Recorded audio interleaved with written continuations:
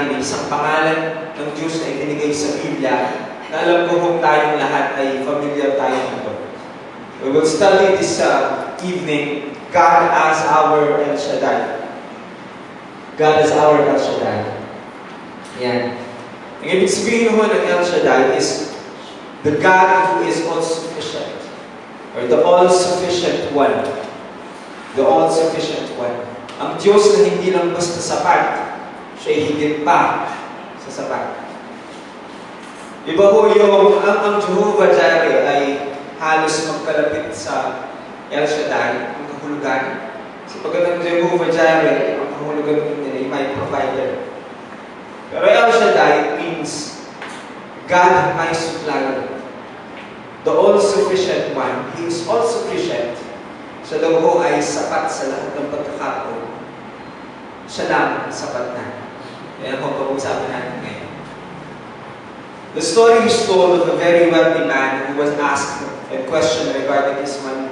Meron daw isang mayaman na tao ang tinanong tungkol sa kanyang mga kayamanan. Ang tanong nila, how much is enough? Yan ang tanong nila tungkol sa mayamang lalaki. Then the man replied, ang sagot ko niya, just a little bit more. Ang sabi ko niya, hindi pa sapat ang meron ako. Konti pa. Our culture is replete with messages trying to convince us that we can never have enough. Never enough money, never enough fame, never enough food, never enough control, or never enough love. Never enough. Hindi ho marunong makontento ang tao. Yan ang natural natin. Gusto natin ng konti pa, konti pa, konti pa. Para bagang walang satisfaction. Yan ho tinuturo ng ating kultura. Hindi pa rin sapat, kulang pa. Yan ho parang ninyong maririnig sa mga tao. Meron na sila, pero ang sinasabi pa rin nila, kulang pa. Hindi pa rin sapat. Kung hindi po kayo naniniwala, subukan po ninyong buksan ang inyong mga telebisyon at magbasa ng mga dyaryo, ng mga magazines. Makikita po ninyo advertisers seek to lure us to purchase their products by trying to convince that we need more. Pag binigyan ka ng Diyos ng isang bahay, di ho ba unang-unang mararamdaman mo ay tuwang-tuwa ka, papasalamat ka sa Diyos. You are very happy, and then nasasalamatan mo ang Diyos yung binabalita mo sa lahat ng kanyang kabutihan. But after a few years, makakakita ka ngayon ng isang advertisement, ng isang bahay na mas maganda kaysa sa bahay mo. At ang dating pagpapasalamat, yung kontentong pakiramdam na naramdaman mo noong kabibigay pa lang ng Diyos na, ay bigla-biglang nawawala. At ang sasabihin mo, hindi sapat yung bahay mong binigay ng Diyos. Gusto mo pa ng isa. Mas malaking gusto. Pag binigyan ka ng Diyos ng kotse, unang-una tumang-tuwa ka dahil ito po'y biyaya mula sa Diyos. Sinasabi mo ito'y katugunan sa iyong matagal ng panalangin. Ito yung pinapatutuon, ang Diyos talaga'y sapat sa lahat ng pagkakataon. And after some time, makakakita ka ngayon ng mga bagong labas na kotse. Ang tao ko, mawawala na yung contentment na dating meron sa at sasabihin niya, parang kulang ng kotse.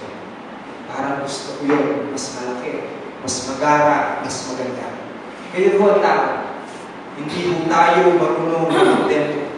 In this world, you will never be satisfied. I tell you, hindi mo kailanman mararamdaman yung satisfaction na hinahanap mo unless you have the all-sufficient God, and that is our God, El Shaddai. Kahit maghanap mo pa ho ng mga bagay na magsasatisfy sa iyo, hindi ka magsasatisfy sa mga ito, you will still feel na you need something more and more and more. Ganyan ho ang nature ng tao. Unless na nasa sa iyo na ang Diyos na tinatawag natin El Shaddai. Diyan ka lang masasatisfy. Ang tao ko, kung wala ang Diyos, kung wala ang El Shaddai sa kanyang puso, hindi siya kontento. Kaya nga naman ipinakilala ng Diyos ang kanyang sarili sa ating lahat sa Biblia bilang isang Diyos na sapat. Siya lang sapat na. Kailangan din natin makulawaan yan.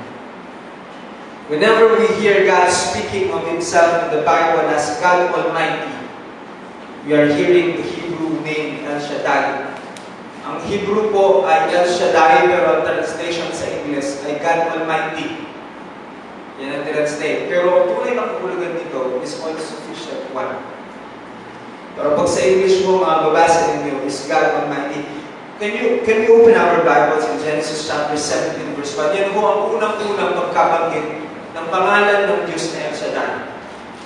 Genesis chapter 17 verse 1. Naka-flash ko yan sa screen natin. Ganito po mababasa natin.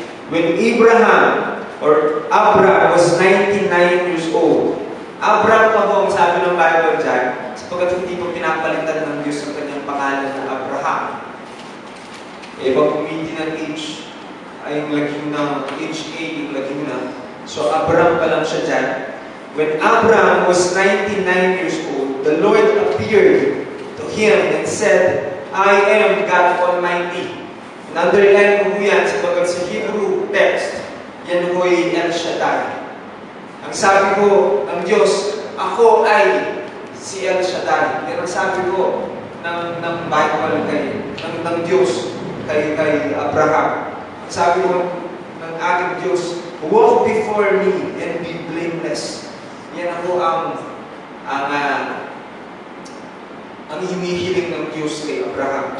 Ang sabi ko ng Bible, ulitin natin, when Abraham was 99 years old, the Lord appeared to him and said, I am God Almighty. I am El Shaddai. Yan sabi ko ng Diyos sa kanya. Walk before me and be blameless. In Genesis chapter 17, ang sabi ko ng Bible, Abraham is 99 years old. Pero who was dito nakakaalam kung ilang taon siya nung magkaanak siya? Nung naging tinupad ng Diyos ang kanyang pangako kay Abraham. Hindi ko naglalayo yan. Isang taon, pinangakuhan pa rin sila ng Diyos ng anak. Yung ko'y inheritance nila. And ko'y parang parangan ng Diyos para sa kanila, isang gift. After 13 years of silence, God appeared to Abram. Nang po kasi munang tawagin si Abram. After 13 years, ito pong verse na ito yung lumitaw. After 13 years, ng pagkatawag sa kanya. Genesis chapter 12, namin po si Abram. And after 13 years, pinaalala muli ng Diyos kung sino siya sa kanya. Ang sabi niya, after 13 years ng pagkatawag sa kanya, sinabi niya sa Genesis chapter 17, ako ang Diyos na El Shaddai. I am your God, your El Shaddai. After 13 years of silence, God appears to Abraham in a new revelation, the new name, God Almighty, the all-sufficient one. And that is El Shaddai. Nais ko po ngayon tanungin bago tayo manilangin ngayon, do you still struggle to find things that will satisfy you? Siguro hindi ka nag-struggle pa rin. Naghahanap ka ng nagsasatisfy sa'yo. Nahihirapan pa po ba tayo hanggang ngayon na mahanap ng sinasabing satisfaction? Marami ng tao hindi makita. Wala. Hanggang ngayon hinahanap. Hindi, natutunan po ba tayo ng aral na tinuturo ng Biblia na matuto tayo makontento sa kanyang binibigay ng Diyos? Hindi ho masama ang humiling sa Diyos at binibigay ng ating kailangan. Pero kung ang paghiling ay may halong kasakiman, ay iba na. Hindi na yung paghiling para sa akin. Do you still struggle to find things that will satisfy you? Hanggang ngayon po ba'y nahihirapan pa rin tayo sa paghahanap ng isang bagay na magpapakontento sa atin? Well, if you are still struggling to be content, and you still feel that you need more money, more fame, you want more success, you are still thirsty of these things other than God, may problem po sa inyo. Maybe you do not know who He is as El Shaddai. Maaari mong kilala mo ang Diyos bilang Diyos, pero hindi mo siya kilala bilang El Shaddai. Kaya nga ako ngayong gabi ito na kung sabihin, hindi mo lang alam, siya lang sapat na. Yan po ang ibig sabihin ng El Shaddai. May kinukwento ko parati sa inyo ng isang kwento tungkol sa isang bata na humiling ng pera sa kanyang tatay. Ang ginawa mo ng tatay ay tinanong muna niya ang kanyang anak kung saan niya gagamitin. At ang sabi ko ng anak, may bibilihin lang po ako. Natural po sa isang magulang na tatanungin muna kung anong paggagamitan ng pera. At ang sabi ko ng kanyang anak, may bibilihin lang po ako doon. At ang sabi ko ng tatay, dahil siguro ay break na sa trabaho, day off na sa trabaho, samahan kita, sabi ko ng tatay. Tuwang-tuwa ko ang bata, kasama ng ang kanyang tatay na naglakad. Tinitignan ng tatay kung anong gagawin ng bata dun sa perang hiniling niya. Tinigyan po siya ng pera ng kanyang tatay. Nang naglalakad po sila doon sa plaza kung saan sila nakatira, nakita ko ng bata kung nagtitinda ng ice cream. Tumakbo ko ang bata, papalapit doon sa ice cream. Kung gusto pala ng bata, bumili ng ice cream. Nakita siya ng kanyang tatay na may ngiti sa labi ng kanyang anak habang tumatakbo papalapit doon sa ice cream para sabik na sabik. Ang ginawa ng tatay, sinabi niya din sa mag-ice cream, pabilihan nga po. Tapos, tuwag-tuwa, excited ng bata. Alam niyo ba na iaabot na ang bata ang pera na bayad doon sa ice cream. Nauna ang tatay na bumunod. At ang tatay nagbayad, hindi ang anak. Ang nangyari ko ay, umuwi sila na nakakain ng ice cream ang bata, pero meron pa rin siyang pera at hawak pa rin niya yung kinilid. Nang buong gabi na, lumapit ang bata sa kanyang tatay at kinakalabit siya. Pagtingin ng tatay sa kanyang anak, binabalik na yung pera. At ang sabi ko ng anak, ito na po yung inilim ko. Ang sabi ng tatay, hindi, sa'yo na.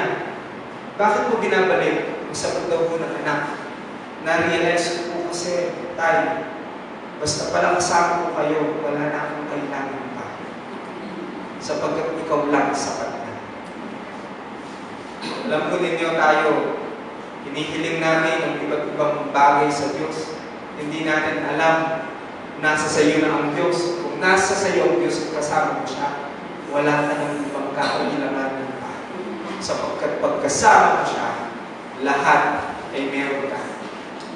Yan ho ang ibig sabihin ng ating Diyos kung sinabing El Shaddai. So ho, ay sapat sa atin sa lahat ng ating pangangailangan. Can we all stand? We will pray. Meron po tayo ng 15 minutes, kagaya ho ng kahapon.